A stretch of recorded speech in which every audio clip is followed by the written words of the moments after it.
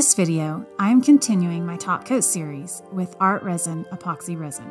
Who doesn't love the epoxy resin finish, right? With this product, you can go to ArtResin's website and use their resin calculator to calculate how much resin you will need to cover your surface.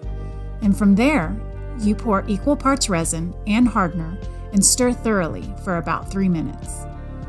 Next, just pour it on the canvas. The open time of this product is about 45 minutes, so there's plenty of time to work with. But don't do like I did and forget your gloves. You do not want to get this product on your skin.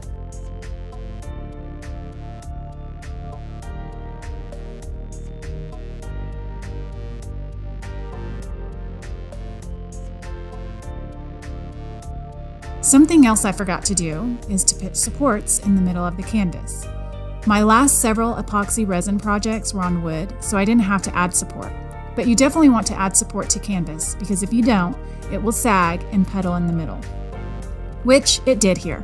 And now I have to try to save another painting from my forgetfulness.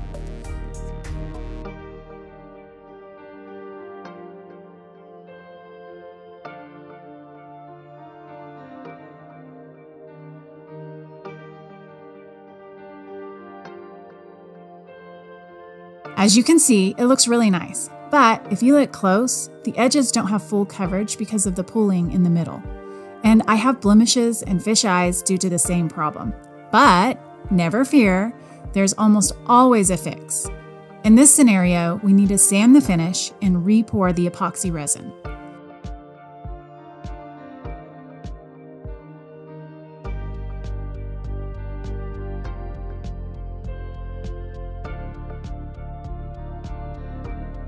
ArtResin recommends an 80 grit sandpaper, but be careful. You don't want to scratch the paint. As you can see, the finish looks pretty rough after sanding. Pun intended, haha.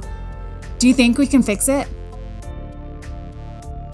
By the way, if you like videos like this, click like and subscribe.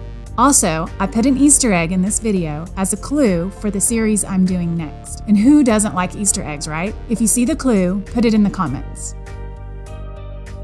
On this second coat, I am pouring 2/3 of the amount I initially poured since I have a thick amount of epoxy resin already dried in the center of the painting. So I don't need to use as much epoxy resin for the second coat. I definitely obsessed about the best way to support the middle. If you have any great ideas, please let me know in the comments.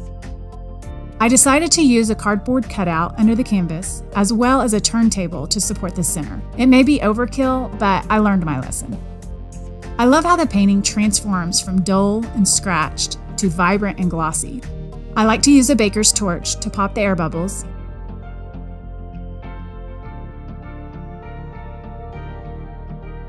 And since I didn't tape the back, I will have to continually try to scrape the drips from underneath the canvas.